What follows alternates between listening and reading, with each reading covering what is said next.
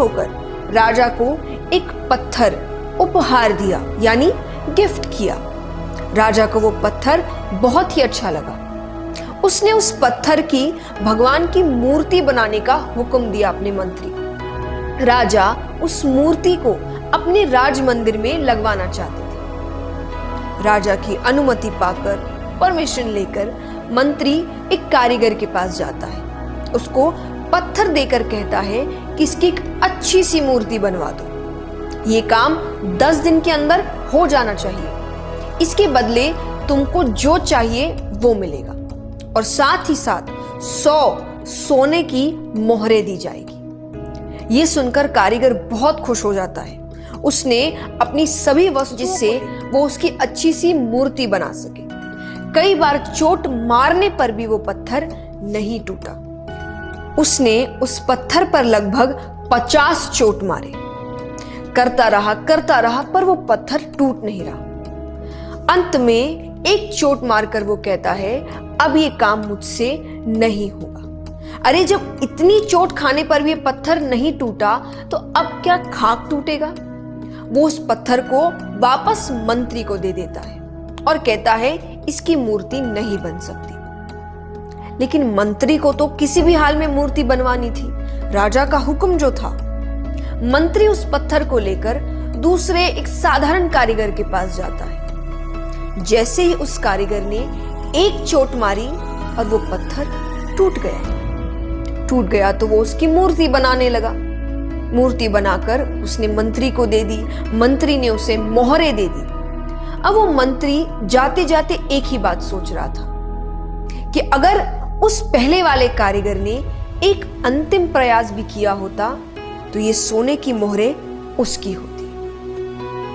ये कहानी लेकिन फिर भी काम को अधूरा छोड़ देते हैं, ये सोचकर कि अगर अब तक नहीं हुआ तो आगे भी नहीं होगा। ये शायद मेरे लिए है ही नहीं, मेरी किस्मत में ही नहीं है, मुझसे होगा ही नहीं। पर असलियत में आपको बस एक बार और करने की जरूरत है, थोड़ी सी मेहनत और करने की जरूरत है, थोड़ा सा पेशेंस और रखने की जरूरत है। शायद जिस वक्त उस काम को छोड़ रहे हो उसकी अगली ही बार वो काम हो जाए, पर हम उसे छोड़ देते हैं। अपने गोल्स को छोड़ देते हैं, अपने सपनों को छोड़ देते हैं, अपनी जीत को छोड़ देते हैं। आपको पता है थॉमस एडिसन ने लाइट बल्ब सक्सेसफुली बनाने से पहले 9,999 टाइम्स अनसक्सेसफुल अटेम्प्ट्स करे। बहुत ही बड़ा नंबर है ये।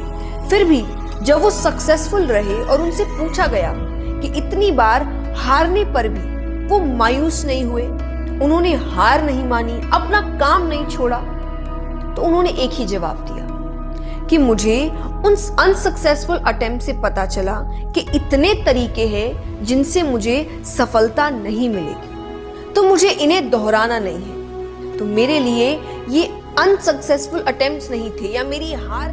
तो ये कहानी भी आपको यही सिखा रही है कि जस्ट बिकॉज कुछ समय तक आपका काम नहीं हुआ तो इसका मतलब ये नहीं कि आप रुक जाए या हार मान ले, क्योंकि मेहनत अपना असर जरूर दिखाती है। किसी को जल्दी, किसी को देर से, पर असर दिखाती है। तो हारो मत, बस मेहनत करते रहो, नए नए तरीके ढूंढते रहो जिससे आपका काम हो जाए, जिससे आपको आपके गोल्स मिल जाए, जिससे आप सक्सेसफुल हो जाए।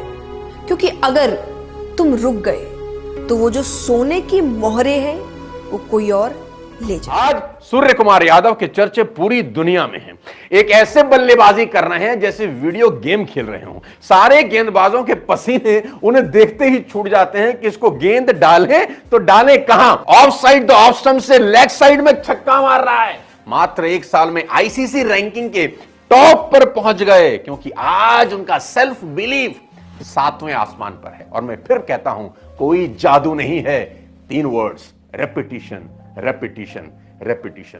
किसी भी चीज को बार बार करने से आपका सेल्फ बिलीफ टॉप पर हो जाता है। और आपकी जिंदगी में आगे बढ़ने के लिए अगर कोई चीज सबसे ज्यादा जरूरी है, वो है खुद पर बहुत ज्यादा विश्वास करना। विश्वास का बेड़ा पार है। उम्मीद करता हूं आज के वीडियो से आपको खुद पर विश्वास करने के लिए कुछ ठोस मिला होगा।